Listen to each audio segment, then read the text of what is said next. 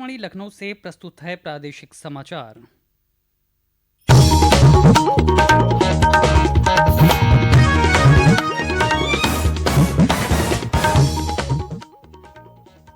मुख्य समाचार। मुख्यमंत्री योगी आदित्यनाथ ने लखनऊ में हेल्थ सिटी विस्तार हॉस्पिटल और ट्रॉमा सेंटर का किया लोकार्पण और शुभारंभ। कहा, ग्लोबल इन्वेस्टर समिट का प्रतिफल है ये हॉस्पिटल। प्रदेश के 10 लाख युवाओं को स्वरोजगार से जोड़ने के लिए शुरू होगा मुख्यमंत्री युवा उद्यमी विकास अभियान। उद्यम स्थापित करने के लिए सरकार देगी अनुदान। काकोरी ट्रेन एक्शन की 100वीं वर्षगांठ पर कल प्रदेश में होंगे विविध कार्यक्रम। रेलवे काकोरी शौर्य गाथा एक्सप्रेस चलाकर युवाओं को करेगा प्रेरित। और राष्ट्रीय अंतरिक्ष दिवस से पूर्व आज लखनऊ के AKTU में आयोजित हुआ कार्यक्रम। इसरो के BN रामकृष्ण ने कहा, विकसित भारत बनाने में युवा करें योगदान।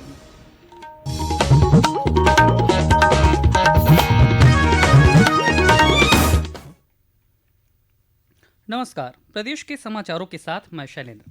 मुख्यमंत्री योगी आदित्यनाथ ने आज लखनऊ में हेल्थ सिटी विस्तार हॉस्पिटल और ट्रॉमा सेंटर का लोकार्पण और शुभारंभ किया। इस मौके पर मुख्यमंत्री ने कहा कि इन्वेस्टर्स समिट में हुए MOU अब धरातल पर उतरकर भविष्य की बेहतर तस्वीर पेश कर रहे हैं। ये 300 बेड वाला सुपर स्पेशलिटी हॉस्पिटल इसका उदाहरण है। उन्होंने कहा कि देश में पिछले 10 वर्षों में स्वास्थ्य क्षेत्र में हुए सकारात्मक बदलावों के साथ ही प्रदेश में निवेश रोजगार के अवसर बढ़े हैं।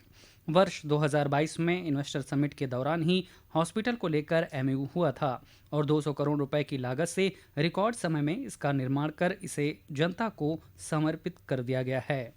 मुख्यमंत्री ने कहा कि निवेश छोटा हो या फिर बड़ा, वो विकास के द्वार खोलता है, युवाओं की आकांक्षाओं को उड़ने के लिए नए पंख देता है और उन्हें रोजगार के साथ जोड़ता है। कि पहले इन्वेस्टर समिट में हमें 4 लाख करोड़ रुपए के प्रस्ताव प्राप्त हुए, लेकिन जब दूसरा इन्वेस्टर समिट फरवरी 2023 में हमने किया, ये 4 लाख से बढ़कर के 40 लाख तक पहुंच गया। 40 लाख करोड़ रुपए का निवेश। देश के अंदर इन्वेस्टर समिट कैसे होने चाहिए, उनके लिए भी एक मानक बना। निवेश छोटा हो या बड़ा, हमारे लिए केवल निवेश नहीं है, वह विकास का द्वार खोलता है। वह युवाओं की आकांक्षाओं को उड़ने के लिए एक नया पंख देता है, उन्हें रोजगार के साथ जोड़ता है। मुख्यमंत्री योगी आदित्यनाथ ने प्रदेश के शिक्षित और प्रशिक्षित युवाओं को स्वरोजगार से जोड़ने के लिए मुख्यमंत्री युवा उद्यमी विकास अभियान शुरू करने के निर्देश दिए हैं। मुख्यमंत्री ने आज लखनऊ में अभियान के संबंध में MSME विभाग के प्रस्तुतिकरण का अवलोकन करते हुए कहा कि योजना स्वरोजगार सृजन के प्रयासों में बड़ी भूमिका निभाने वाली होगी। बैठक में प्रमुख सचिव MSME ने मुख्यमंत्री को बताया कि अभियान के तहत प्रतिवर्ष 1 लाख युवाओं को बैंकों से ऋण दिलाकर वित्तीय अनुदान दिया जाएगा, जिससे प्रतिवर्ष 1 लाख सूक्ष्म उद्यम स्थापित हो सकेंगे। इस प्रकार आगामी 10 वर्षों में 10 लाख युवा स्वरोजगार से जुड़ सकेंगे। मुख्यमंत्री ने कहा कि अभियान के तहत सामान्य वर्ग के अलावा OBC, महिला, दिव्यांगजन और SC/ST के पुरुष के अलावा महिलाओं को उद्यम स्थापित करने पर अनुदान देने का प्रावधान हो। साथ ही मार्जिन मनी पर भी सब्सिडी दी जाए। उन्होंने निर्देश दिए कि योजना के सही क्रियान्वयन और सतत मॉनिटरिंग के लिए आकांक्षात्मक विकास खंडों में तैनात CM फेलो की तर्ज पर हर जिले में योग्य युवाओं की तैनाती की जाए। काकोरी ट्रेन एक्शन की 100वीं वर्षगांठ पर कल प्रदेश में सरकार विभिन्न आयोजन करने जा रही है। मुख्यमंत्री योगी आदित्यनाथ की पहल पर वर्तमान और भावी पीढ़ी को काकोरी व स्वतंत्रता सेनानियों की शौर्य गाथा से प्रेरित किया जाएगा। इसके लिए स्कूली बच्चों, किशोर, युवाओं की सहभागिता से कार्यक्रम आयोजित किए जाएंगे। वहीं रेलवे के सहयोग से काकोरी शौर्य गाथा एक्सप्रेस भी चलाई जाएगी। 12 बोगी वाली ये ट्रेन आगामी 2 माह तक विभिन्न जनपदों और नगरों का भ्रमण करेगी। इसमें काकोरी शौर्य गाथा पर आधारित सचल प्रदर्शनी होगी। काकोरी शौर्य गाथा एक्सप्रेस का प्रत्येक जनपद में 2 दिन तक पड़ाव रहेगा। इस दौरान स्कूली बच्चों को ट्रेन में सचल प्रदर्शनी दिखाई जाएगी। काकोरी ट्रेन एक्शन शताब्दी वर्ष पर विशेष डाक के साथ ही मोटरसाइकिल रैली, 6 दिवसीय स्मरणोत्सव मेला, वीरों और शहीदों के परिजनों का सम्मान, राष्ट्रीय स्वतंत्रता संग्राम की अभिलेख प्रदर्शनी और शहीद स्मारकों, अमृत सरोवरों एवं अमृत वाटिकाओं में 100 पौधों का रोपण किया जाएगा। इसके साथ ही प्रदेश के सभी परिषदीय स्कूलों में काकोरी ट्रेन एक्शन शताब्दी कार्यक्रम साल भर आयोजित किए जाएंगे। प्रदेश सरकार 13 से 15 अगस्त तक हर घर तिरंगा अभियान का आयोजन कर रही है। सरकार ने पिछले वर्ष की तुलना में इस वर्ष 5 से 10% अधिक तिरंगा फहराने का लक्ष्य निर्धारित किया है।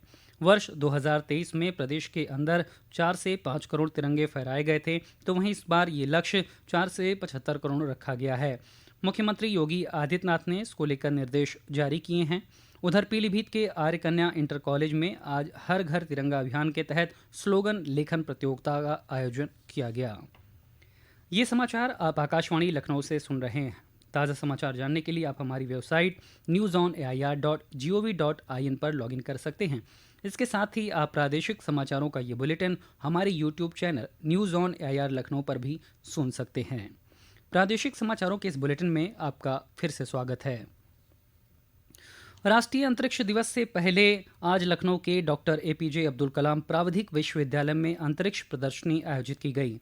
इसका शुभारंभ ISRO telemetry tracking and command network के निदेशक वीएन रामकृष्ण ने किया। इस मौके पर श्री रामकृष्ण ने कहा कि चंद्रयान 3 को राष्ट्रीय विज्ञान पुरस्कार देने की घोषणा काफ़ी बड़ी उपलब्धि है। पहले चंद्रयान, फिर 2 और अभियान के बाद ये सफलता मिली। हमने इस दौरान कमियों को दूर किया। असफलता से सीखने वालों को सफलता ज़रूर मिलती है। ये बात सिर्फ विज्ञान नहीं, आपके जीवन और शोध सभी जगहों पर लागू होती है। उन्होंने युवाओं से कहा कि विकसित भारत बनाने में योगदान दें। युवा देश का भविष्य है, इसीलिए जिस भी क्षेत्र में रुचि हो, देश की विकास यात्रा से जुड़ें। कार्यक्रम में एकेटीयू कुलपति प्रोफेसर जेपी पांडे ने कहा कि इसरो विकसित भारत बनाने में महत्वपूर्ण भूमिका निभा रहा है।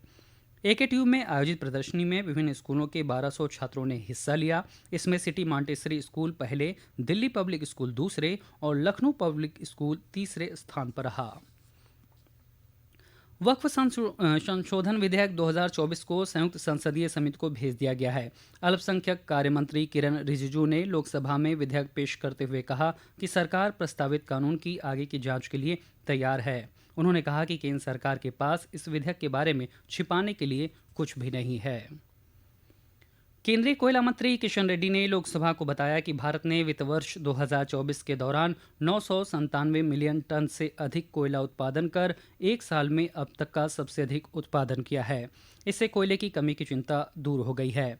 वित्त वर्ष 2024 में घरेलू कोयला उत्पादन वित्त वर्ष 2023 की तुलना में 11.71% अधिक रहा।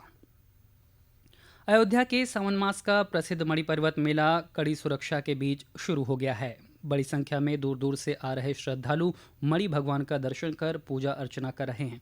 इसी के साथ अयोध्या के सभी मंदिरों में भगवान का झूलनोत्सव भी प्रारंभ हो गया है। ये मेला आने वाले पखवाड़े भर तक चलेगा। हमारे प्रतिनिधि की सुनिए खास रिपोर्ट।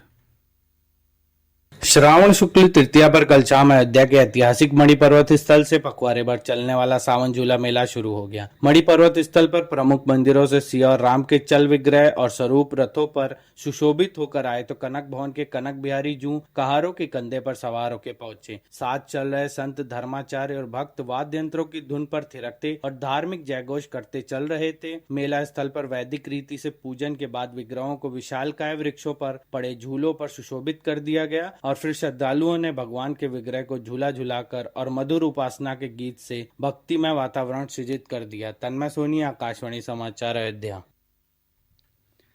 विनेश फोगाट ने पेरिस ओलंपिक्स में कुश्ती के फाइनल मुकाबले में वजन बढ़ने के कारण कल अयोग्य घोषित किए जाने के बाद खेल से संन्यास लेने की घोषणा की है। उन्होंने एक सोशल मीडिया पोस्ट में इसकी जानकारी दी। पेरिस ओलंपिक्स में एथलेटिक्स में आज सभी की निगाहें पुरुषों के जेवलिन थ्रो में टोक्यो ओलंपिक खेलों के स्वर्ण पदक विजेता नीरज चोपड़ा पर रहेगी। वो अपने दूसरे ओलंपिक पदक के लिए मैदान में उतरेंगे। वहीं पहलवान अमर सहरावत 57 किलोग्राम वर्ग के सेमीफाइनल में जापान के पहलवान से मुकाबला करेंगे। पुरुष हॉकी में भारत ने स्पेन को हराकर ब्रॉन्ज मेडल जीत लिया है। और अंत में मुख्य समाचार एक बार फिर। मुख्यमंत्री योगी आदित्यनाथ ने लखनऊ में हेल्थ सिटी विस्तार हॉस्पिटल और ट्रॉमा सेंटर का किया लोकार्पण और शुभारंभ। कहा, ग्लोबल इन्वेस्टर्स समिट का प्रतिफल है हॉस्पिटल। प्रदेश के 10 लाख युवाओं को स्वरोजगार से जोड़ने के लिए शुरू होगा मुख्यमंत्री युवा उद्यमी विकास अभियान। उद्यम स्थापित करने के लिए सरकार देगी अनुदान। काकोरी ट्रेन एक्शन की 100वीं वर्षगांठ पर कल प्रदेश में होंगे विविध कार्यक्रम। रेलवे काकोरी शौर्य गाथा एक्सप्रेस चलाकर युवाओं को करेगा प्रेरित। और राष्ट्रीय अंतरिक्ष दिवस से पूर्व आज लखनऊ के एकेटीयू में आयोजित हुआ कार्यक्रम इसरो के वीएन रामकृष्ण ने कहा, विकसित भारत बनाने में युवा करें योगदान। प्रादेशिक समाचार के इस बुलेटिन में फिलहाल इतना ही। नमस्कार।